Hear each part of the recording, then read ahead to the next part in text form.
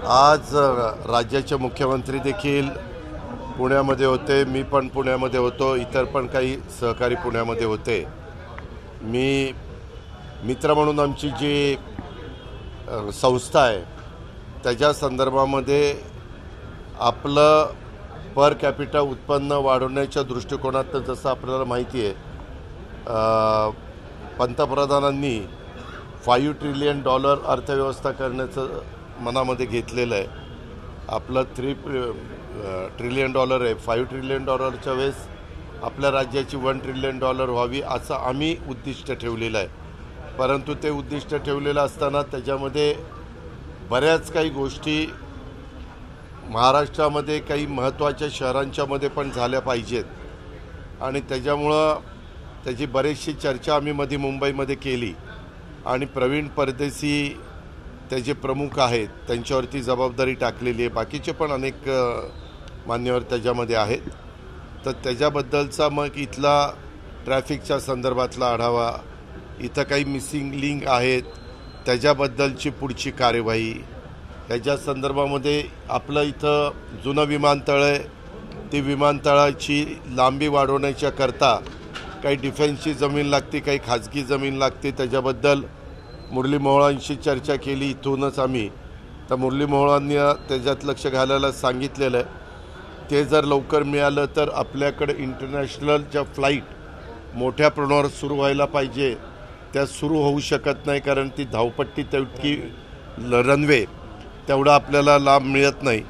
आणि त्याचबरोबर मेट्रोच्या काही बाबतीमध्ये आपल्याला वाढ करायची, ती कुठल्या कुठल्या भागात करायची, कारण त्याच्यामध्ये इंडस्ट्रीचं प्रतिनिधित्व करणारे, IT चं प्रतिनिधित्व करणारे, कन्स्ट्रक्शनचं प्रतिनिधित्व करणारे मान्यवर आले होते. तुम्ही मगाशी जाताना पाहिलं असेल. आणि म्हणून ह्या सगळ्या बाबतीमध्ये किंवा हिंजवडीच्या बाबतीमध्ये देखील काही महत्त्वाचे प्रश्न त्या ठिकाणी आहेत.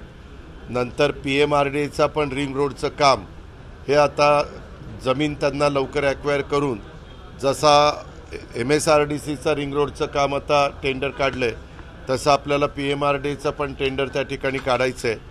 आणि आता नवीन एक रिसर्च झालेला आहे.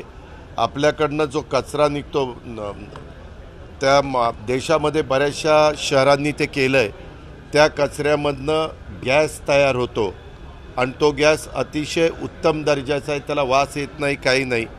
तो CNGच्या पेक्षा, CNG गॅस असतो त्याच्यापेक्षा थोडा अधिक चांगल्या पद्धतीचा आहे. आणि एका कंपनीनं नागपूरमध्ये प्लांट लावलेला आहे, त्यांचं ते चांगलं चाललेलं आहे. तशा पद्धतीनं त्यांची इच्छा आहे की पुणे आणि पिंपरी चिंचवडनी देखील ह्यामध्ये लक्ष घालावं आणि त्याच्यामध्ये ते प्लांट लावून कचरा ते घेतात, म्हणजे आपल्याला ते कचराचे पैसे देतात असं ते सगळं आहे. त्याच्यात VGF द्यावा लागतो. तर त्याच्याबद्दलची पण चर्चा होऊन दोन्ही आयुक्तांना ज्या काही सूचना द्यायच्या होत्या त्या ठिकाणी दिलेल्या आहेत. आणि काही ॲग्रिकल्चरच्या संदर्भामध्ये ज्याचा AIचा वापर आपल्याला करायचा आहे त्याबद्दल देखील आपण पुण्यामध्ये काही गोष्टी करू इच्छितो आहे. मध्ये त्याच्याबद्दलची प्रेस नोट तुम्हाला कलेक्टरनी दिली असेल, त्याच्याबद्दलचा पण आढावा होता आमचा. अशा अनेक वेगवेगळ्या विषयाच्या संदर्भामध्ये साधारण 5 ते 8 वाजेपर्यंत 3 तास आम्ही चर्चा केली. आणि त्याच्या आधी इतर पण वेगवेगळ्या प्रकारचे विषय होते, त्याची सर्किट हाऊसच्याबद्दल चर्चा केली. हे ह्याच्याबद्दलचं झालं. दुसरं, मधल्या काळामध्ये मंगेशकर हॉस्पिटलला जी घटना घडली त्याच्याबद्दल खूप मोठ्या प्रमाणावर असंतोष आपल्याला पाहायला मिळाला. ती घटनाच अतिशय चुकीची घडलेली आहे. तिथं निश्चितपणे काहींच्या चुका झालेल्या आहेत.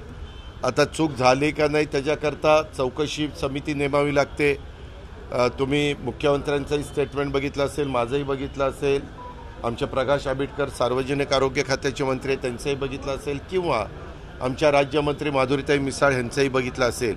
ह्याच्यामध्ये समिती नेमली गेलेली आहे आणि त्यांचा अहवाल मागितला गेलेला आहे की बाबा ह्याच्यात नक्की काय दोष झालेला आहे आणि काय नक्की, म्हणजे जे काही पेपरला बातम्या आल्यात किंवा तिथं पेशंट आला असताना इतके पैसे मागितले, अमुक केलं तमुक केलं, ह्या ज्या काही गोष्टी आहेत त्याच्याबद्दलची वस्तुस्थिती काय आहे, कोण ह्याला जबाबदार आहे, त्याच्याबद्दल समितीचा अजून अहवाल माझ्याकडपर्यंत तरी पोचला नाही. मी त्याच्यामध्ये आत्ता माहिती घेत होतो, परंतु अजूनपर्यंत माझ्याकडे तो अहवाल आला नाही. आज मुख्यमंत्री ह्याच्यामध्ये होते, आपल्या शहरामध्ये. मुख्यमंत्र्यांची माझी काही त्याच्याबद्दलची चर्चा झाली नाही, परंतु अहवाल आल्यानंतर त्याच्याबद्दलची पुढची कारवाई राज्य सरकार करेल. ब्रीफिंग काही केलं का अधिकाऱ्यांनी? तुम्हाला भेटले? नाही, अधिकाऱ्यां मी आत्ता सांगितलं ते सगळे अधिकारी होते. समितीचे अधिकारी एकदा आपण समिती नेमल्यानंतर ब्रीफिंग करत नाही. समिती ह्यांना अहवाल त्या ठिकाणी द्यावा लागतो. अवकाळी पावसामुळे शेतकऱ्यांचं मोठं त्याच्याबद्दल पण सूचना केलेल्या आहेत.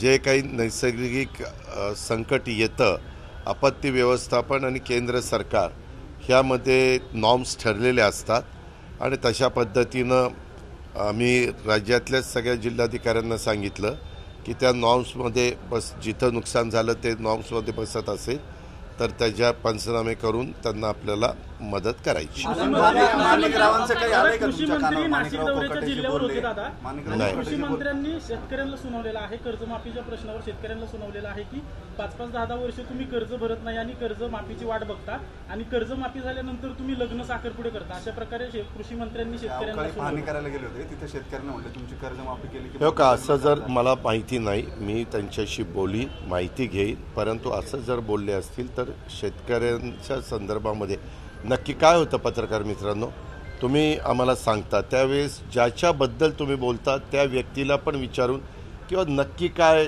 तुमच्या तोंडून स्टेटमेंट गेलेलं आहे हे मला त्यांना विचारावं लागेल.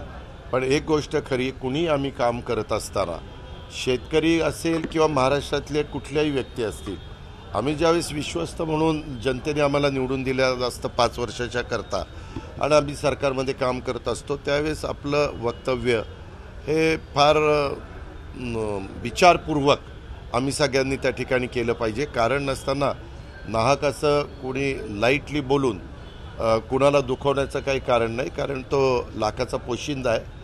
आज तो आपल्याला सगळ्यांना जगवण्याचं काम करतो, भाजीपाला, फळं, धान्य देण्याचं काम करतो आणि त्याच्यामुळं शेतकऱ्यांच्या संदर्भामध्ये आम्हाला सगळ्यांना आपलेपणा आहे, आत्मीयता आहे. त्यांना वेगवेगळ्या ठिकाणी मदत करणं हे आमचं कर्तव्य आहे. त्यांना त्यांच्या मालाला योग्य पद्धतीनं भाव कसा मिळेल, त्यांना बाजारपेठ कशी मिळेल आणि त्यांचं एकंदरीतच आर्थिक परिस्थिती पण चांगली कशी राहील याबद्दल प्रत्येक सरकारने प्रयत्न करायचाच असतो, तो आम्ही पण करतो.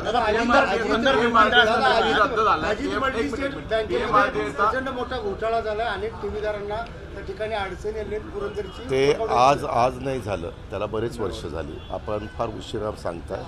1 मिनिट, आत्ता नाही रे बाबा, जवळपास माझ्या माहितीप्रमाणे 8-10 वर्ष झाली, 8-10 वर्ष. आणि त्याच्याबद्दल जी काही कार्यवाही असती सहकार विभागाकडनं, ती सहकार विभागाने केली पाहिजे. ते सहकार विभाग करेल. त्याचं कारण असं आहे, आजच माझ्याकडे एका पतसंस्थेच्याबद्दल सहकार आयुक्त सर्किट हाऊसला आलेले होते आणि त्यांना मी सांगितलेलं होतं की ठेवीदारांच्या ठेवी देण्याच्याकरता ज्या काही मॉर्गेज केलेल्या प्रॉपर्टी आहेत त्या ताब्यामध्ये घ्या, त्याचं 101चं प्रकरण करा आणि ताब्यामध्ये घेऊन त्या तुम्ही लिलावात काढा.